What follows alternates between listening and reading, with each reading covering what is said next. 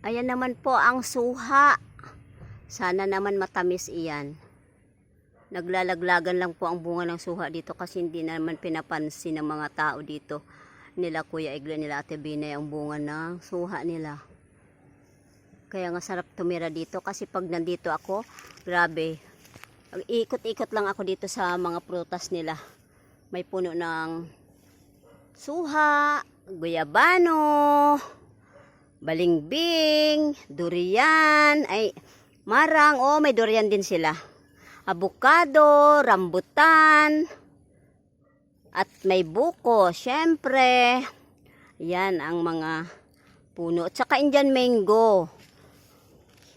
Hindi ka po mauubusan dito ng prutas. At may dalandan din po sila, pero doon sa kabila. Itong rambutan nila, ewan ko sana mahinog na. Ayan. Yan, ang dami po, ang daming mga guyabano, suha, avocado, rambutan, buko, mangga, kung ano-ano pa po na mga prutas ang mayroon dito. Yan, kaya napakasarap po dito sa probinsya. Kaya dapat magtanim po tayo. Kaya nga po kami nagtanim para may aanihin tayo. Hindi man po sa amin lupa, pero pwede tayo makahingi pag nagbunga dahil nagtanim po tayo. Ayan, thank you for watching.